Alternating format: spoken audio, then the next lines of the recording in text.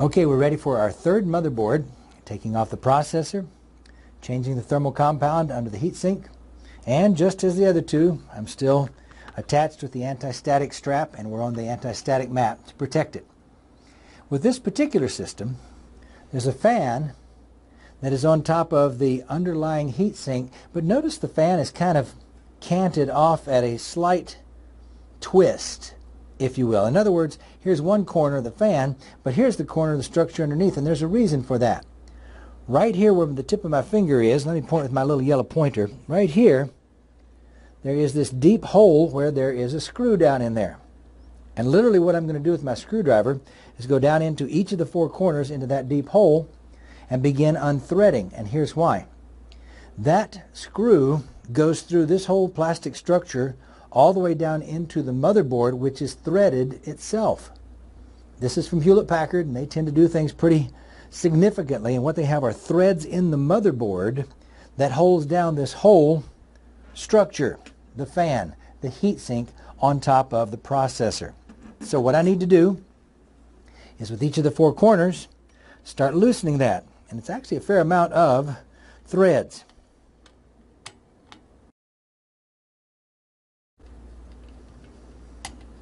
Okay, I have the bottom two loosened.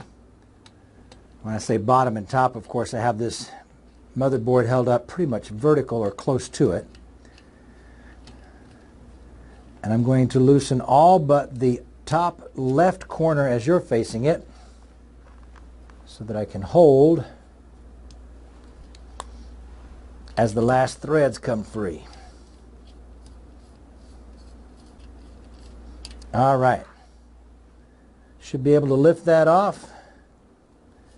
And underneath is my thermal compound right there in the middle where the square is, and of course here on top of my processor. Next, what I'm going to do is unplug the CPU fan.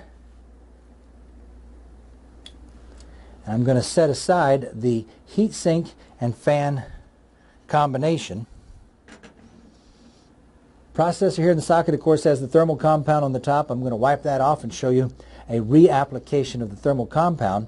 But to remove this processor, over here on the side you can see the metal bar. What I'm going to do is actually mash that down and away from the socket, like so. Now once I do, it starts coming up. It's somewhat spring-loaded. As we get up to here, what does that frame look like to you? Well, that's very similar to the first of our motherboards, which was the kit motherboard. This is an LGA, a land grid array. Now the kit was an 1155, but this one is a 775. So the processor, LGA 775, is simply sitting in that socket, and it was held down by this metal frame. Turn it over, it'll drop right into my hand. And there's the LGA 775 socket. Now what I've got resting here on my fingers, of course, is the processor. I'm going to go ahead and set my motherboard down. I need to clean off the surface of the processor and clean off the underside of the heatsink. What we've done so far is simulate the removal of, say, a lower speed processor so we can do an upgrade, or the removal of a failed processor. And the next, what we're going to do in our demonstration is to put in a new processor that requires the new thermal compound on the underside of that heatsink. I'm now ready to put the processor back into the land grid array 775 socket. The processor does have a notch just above my index finger and one just above my thumb, so it will only go one way into the socket. In that fashion. Similar to the kit computer, which had the LG 1155, this frame is going to lock down the chip. But notice the tab right up here at the top. What I need to do is lift up this little bar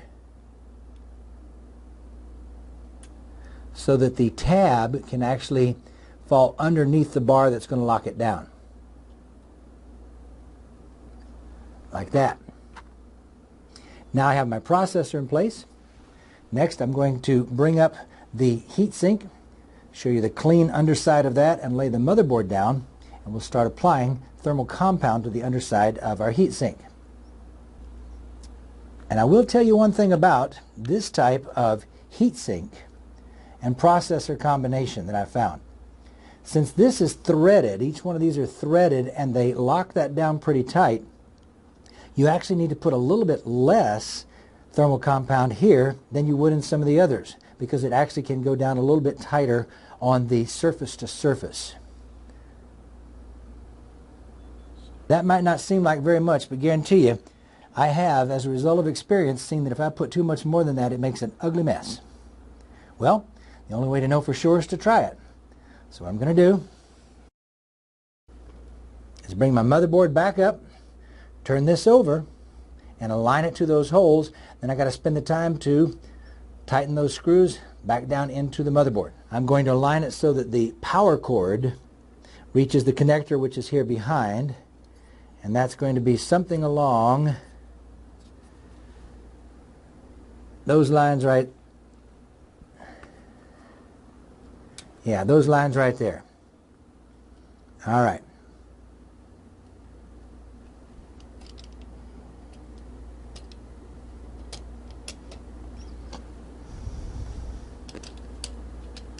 Let's see if I can get some of these threads started, even though I'm holding it up in the air.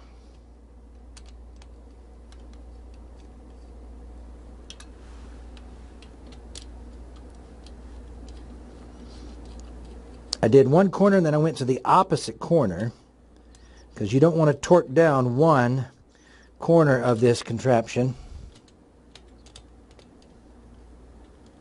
just like you don't put one lug nut on a spare tire all the way tightened up. I want to take it down pretty much flat, if you will, and smooth as it meets to the processor. And I'm not tightening down terribly hard, just snug is the most you need. Now to test and see if I actually did a good job, I got to back out all those screws.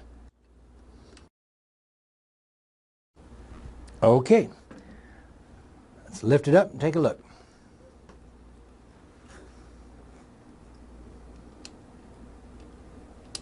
Lift off the heatsink. Especially, let's look at our processor. There it is, with a nice layer of thermal compound over the whole processor. It has not glopped off the edges down onto the circuit board below. That's your goal. Okay, that takes care of our third motherboard with thermal compound underneath the heatsink of a new processor installation. And we started with the removal process for the heatsink fan combination in this motherboard, which was threaded, and then the removal of the processor in the land grid array socket. Okay, we're ready now to do the final of our motherboard and processor demonstrations, and this is the old Dell, the legacy Dell, probably about 10 years old or so. The heatsink that you see here does not have a fan on top of it. Maybe you remember earlier in our demonstrations where I showed you the high-level tour of this Dell. It had that big green plastic hood over this heatsink so that air would be drawn across this heatsink, but there is no fan on top. Now you notice my two fingers are up here on top and I'm firmly holding this in place. There's a reason. Underneath this heatsink is this black plastic frame. That's this black plastic frame here that you see all the way around the base of the heatsink. That frame has 4 screws near the bottom of the frame, and that frame is actually screwed down through the motherboard into the sheet metal case on the standoffs. Kind of an odd design, but nonetheless, let me show you what I mean.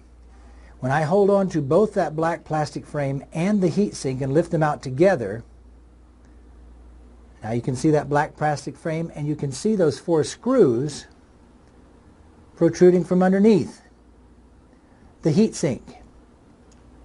And then of course here is our processor.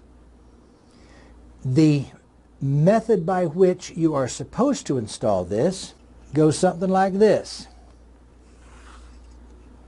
I'm going to remove that black plastic frame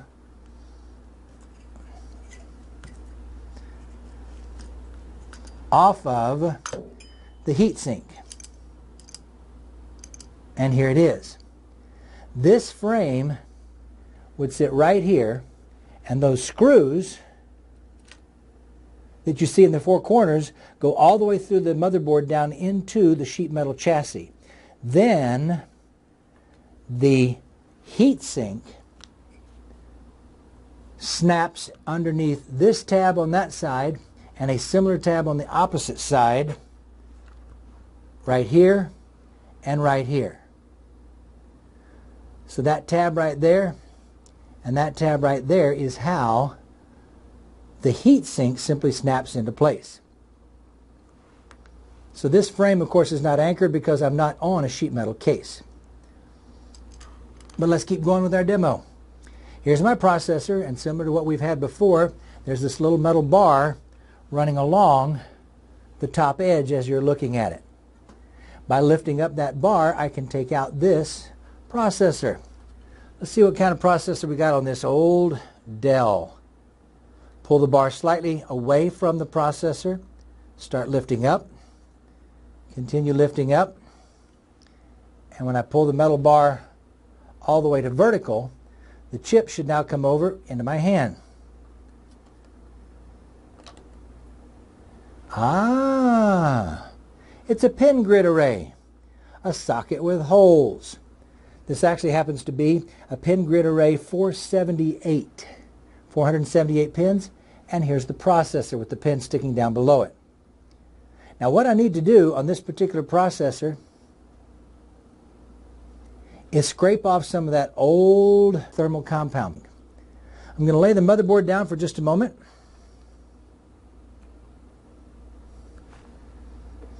Got my little plastic spoon and just gently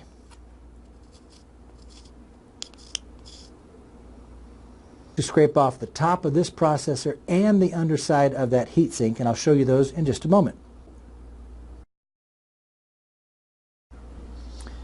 Okay, now we're ready to put the processor back in its socket. Again, I'm going to start by lifting this little metal bar right here.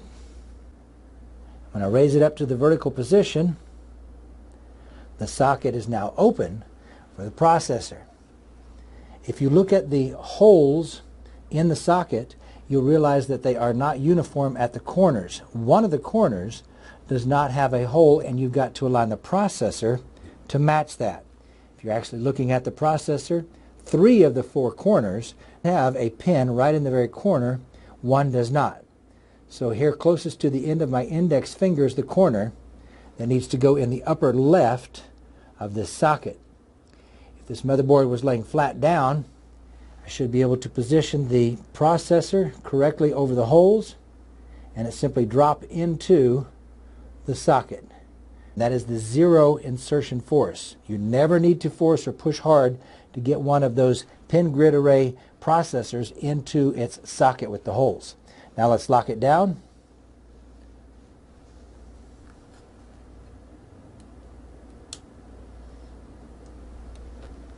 Now remember, we've got this unique structure which has this plastic frame so that it aligns on top of the processor. Let's set down my motherboard for just a moment.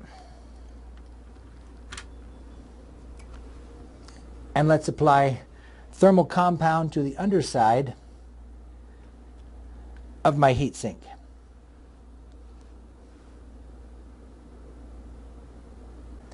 Then I'm going to put my heatsink and snap it down into that frame like that. Now the heatsink has been snapped into the plastic frame. The plastic frame normally would be locked down onto the sheet metal case through the holes in the motherboard. But since there is no sheet metal case, I can just lift this back up and we can see how we did as far as our thermal compound on the underside of the heatsink to the processor itself. So let's lift up and see what it looks like. Now you can see the underside of the heatsink. That looks pretty good. But the real proof in the pudding, remember, is the processor itself. So let's lift up on our motherboard. There's our processor. I have a good covering of thermal compound across the surface, and it does not bleed over the edges down onto the circuit board below. And that takes care of our fourth and final demonstration of the CPU into the socket with heatsink and new thermal compound, both the removal and the installation of a new processor.